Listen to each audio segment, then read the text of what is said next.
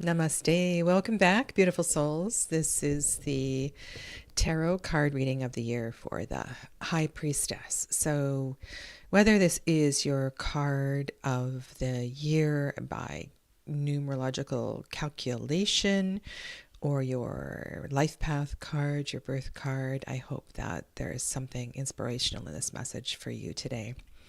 Welcome. My name is Sadhana, and it's my pleasure to offer this reading today. This spread is created by myself for this event with using the Nautilus as inspiration for Year of the Hermit. And I don't think that the High Priestess will have any issues in a Year of the Hermit. She is very comfortable in the darkness, in the interior landscape of life. And I'm really excited actually to see this reading unfold. This is a very dear card to myself. Happy New Year and welcome, Clevis. Thank you.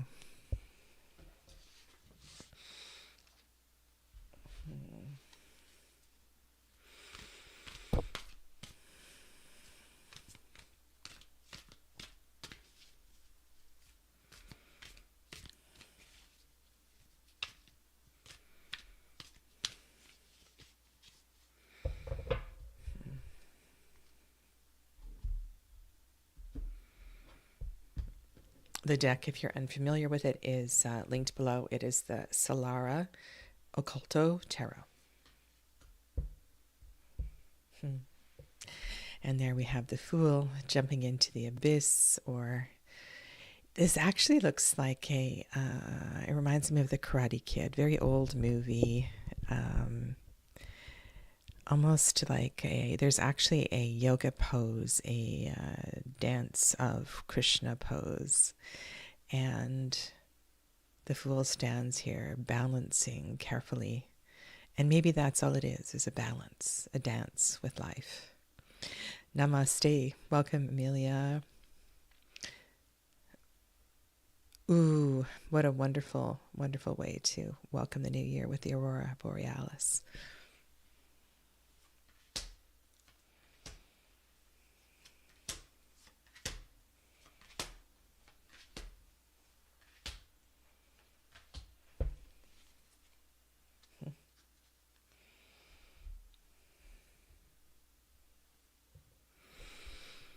And maybe not such a comfortable card for the High Priestess.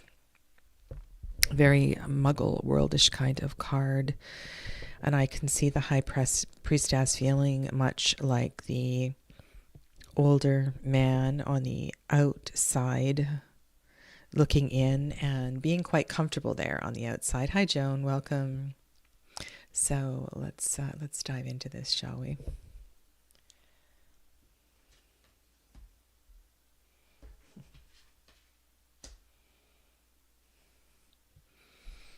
Okay, well, I see the position here of the Fool card and then the position of the Death card are moving in the direction that the Nautilus unfolds, whereas the Eight of Swords is not. It's a reflection back. So that's kind of interesting. So the Fool jumps into death. And that feels so fresh and open to life as it will unfold. Let this new year, this new day, this new moon that has now moved into Aquarius, awaken something deep within. The High Priestess, the planet is the moon, the element is the water, and for the Scorpio card of death, the element is also water. And it feels like a really deep dive, perhaps a great leap into the abyss. And then it's like we smack into the Eight of Swords. What in the world is this about? That's a really confusing card to confront with such bravery. And the only thing the first thing that comes to mind is that this is what you find at the bottom of the cliff or the bottom of the lake or whatever it is that you are diving deep into. So your confrontation is it's an 8. It is a Gemini card. So first decan of Gemini. What do I want to go here? Confronting chatter, confronting noise. And this doesn't feel like an issue at all for the High Priestess. And maybe that is what is giving me pause here. Perception that they are tied to a certain frequency. Let me explain. So, in my experience, this archetype is very uncomfortable, as I mentioned, in denser, slower frequency. And in the 8, 9, and 10 of Swords, I endeavor to remember the spaces in between. And it feels as if it's just not quite right. The vibration is intensely uncomfortable. There is a sense of silence and peace when we jump into the abyss, and then we walk into this noise. So there's got to be a purpose for this noise. There must be a purpose for this noise. So here's King of Swords. For me, fixed air. More air. So how does water, this is an air element, this is water. So how do water and air interact? I mean, there's so many ways we can work with this. Sound is carried in water. Sound is carried in water. Maybe there is a message that can only be heard in water. That reminds me of Harry Potter and I believe it's the Order of the Phoenix. So that's kind of an interesting thought. I want to turn to Gemini 8 of Wands.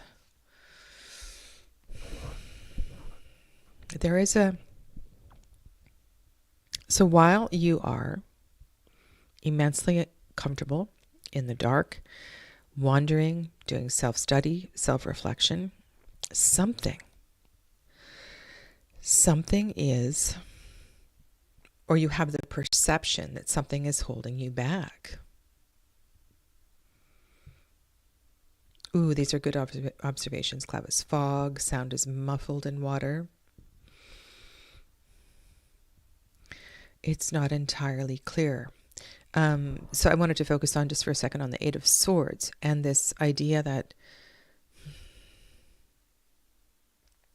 something external is restricting me, allowing me from expanding and learning and perceiving and hearing clearly.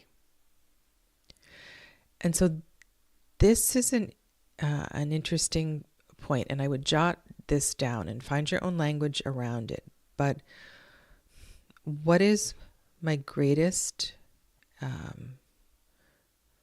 perceived restriction at this time?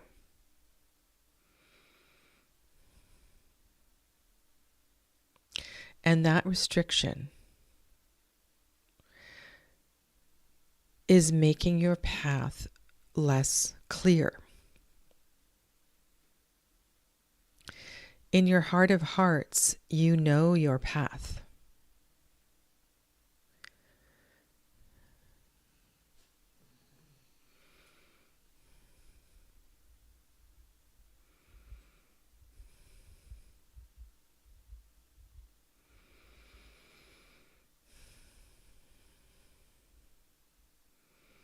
And yes, I completely agree about the monkey mind, but that doesn't feel like a an issue for the High Priestess. It feels like an awareness that it feels more like an annoyance, like a mosquito. That's what it feels like. It feels like a mosquito.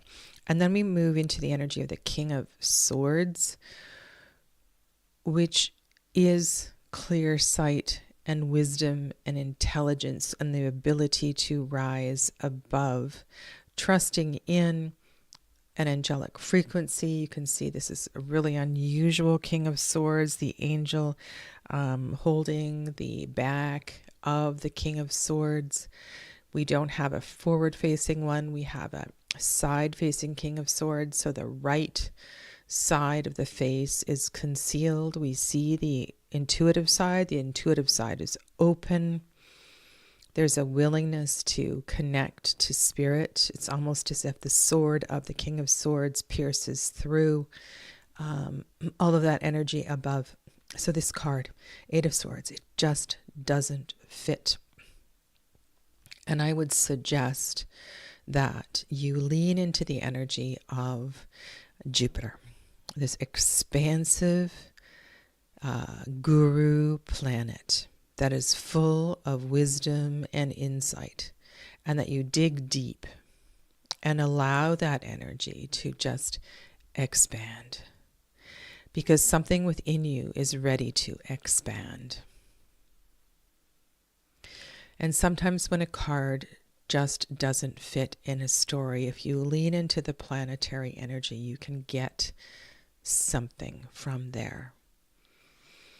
What the Fool and the Eight of Swords and the Knight, King of Swords have in common is a connection to the darkness and a wandering in the darkness. So they're all on a similar path. The Eight of Swords doesn't want to see death. The Eight of Swords doesn't want to see the ending. The Eight of Swords doesn't want to see the new path. Are you not quite ready for this? Are you not quite ready to take this to the next level? Again, what is the perceived restriction?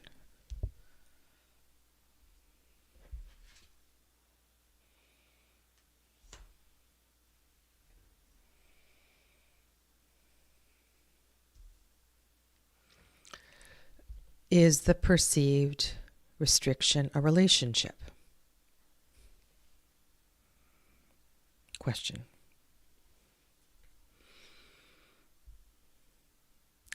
Is the perceived restriction a choice, a difficult choice that is taking you from one place to another? And so just pause for a second and think about this. I mean, this is a really interesting Lovers card. The three of them are in a cup. There is in the stem of the cup this, it looks like wheat to me. It could be roots, a symbol of connection of all three. It's a very Marseille-esque kind of card where you see a young man and a mother and a maiden, and this place in life where we're perhaps the decision is, do I marry my young lover and leave the security of my family home? But it could be any number of choices here. And the fact that this is the Lover's card, a Gemini card, and the Eight of Swords is the first decan of Gemini is no accident. So this is, and Gemini is the twins, and there's this idea of duality in Gemini, and this noisy mind, this discombobulation of the mind is one of weighing pros and cons and lots of mental chatter. So yes, it does look like you have a difficult decision to make. However, look at the King of Swords. The King of Swords is I almost fear that if you don't make the decision, the King of Swords will. And the King of Swords is an aspect of you that's going to come down with quite an iron fist. So High Priestess will approach this differently. So it's really important to weigh the intelligent, logical mind against the intuitive, more heart-guided decisions. And part of this choice will require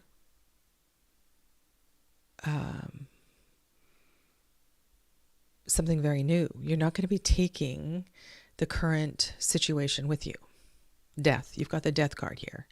So this is death. Finality. Now we did have this card this morning. Losing track of time.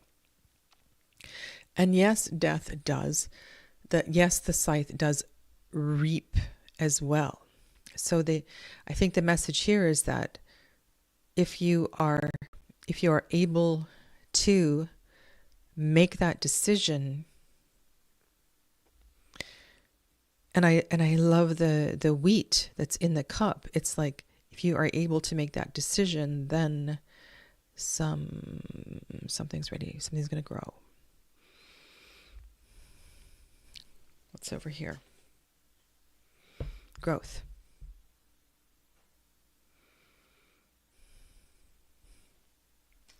I mean, life is always full of hard decisions. But this decision, this paralyzing decision, is connected to these Gemini cards. Eight of Swords and Lovers.